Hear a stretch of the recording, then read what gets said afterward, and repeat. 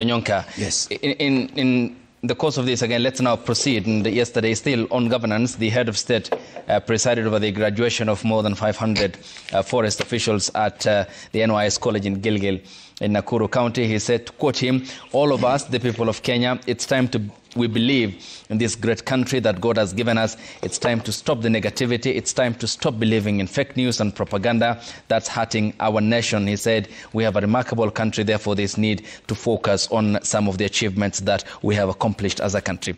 Yes, this is true, but there's a thin line between patriotism, good governance and accountability, is it? Ayub, if I come to your house and I get somebody outside your house, and he happens to be one of your relatives, and I sit there with him, and then after a while, I see one child running out, screaming and saying, "Ooh, daddy, mommy, something is going on." Oh, and then another one comes and says, "You know, the food I've just finished eating, I'm having tummy ache." And then the neighbor next door is hitting at the dogs and the cows. I mean, the point I'm making is that the president doesn't have to worry about fake news. What he needs to do is just govern properly, follow the law.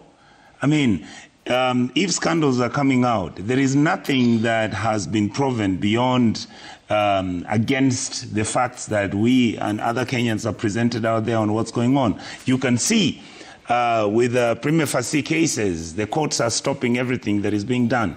The truth and the honesty is that, yes, for example, you would like to impeach Gachagua, please follow the law. Yes, you would like to sell state corporations. Why can't you do it transparently and accountably? You are talking about Kenya is a country that has got a deep state, but it looks like you are just trying to get rid of Uhuru's deep state and set your own. I mean, we are discussing education. You have UASU, members of the University Council. They are now walking out on a strike. Our young people, men and women are at home. They have been told to go home and stay. At least it looks like there's a semblance of peacefulness for these exams which are taking place.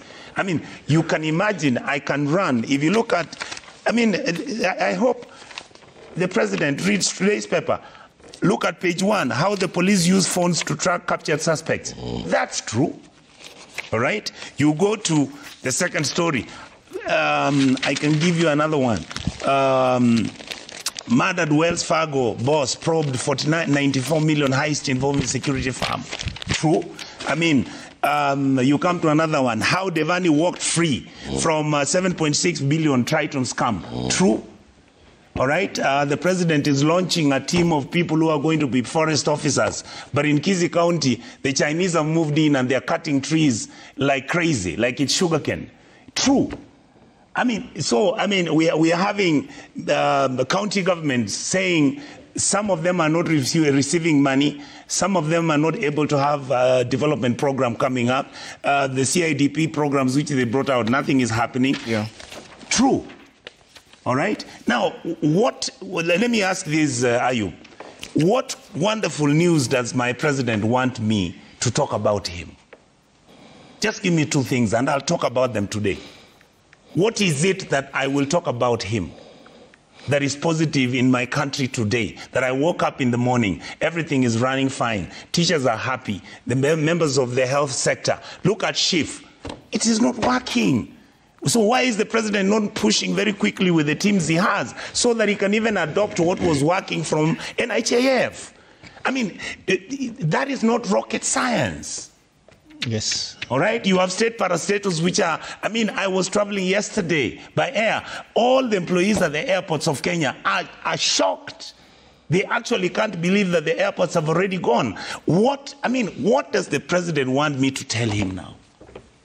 I'm just frustrated. The last time we had interviewed here the transport CS, Davis Chichir, said we are still in the stages before the completion of the deal with Adani regarding the airport, so it's not yet complete about the takeoff of the airport. Since then, if it was not for the courts, since then, everything has been moving on. Yes, I am in the Senate. We are in the Senate. We've been asking questions about what is happening with these privatizations. I mean, you saw today, they have put it in the paper. Kenya Power and Lighting Company has made a profit of 49 billion. How do you sell such a corporation?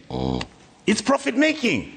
So, I mean, Do you see why I'm frustrated? I'm just frustrated. Yes, Honorable Peter Masaba. I want to say this. One,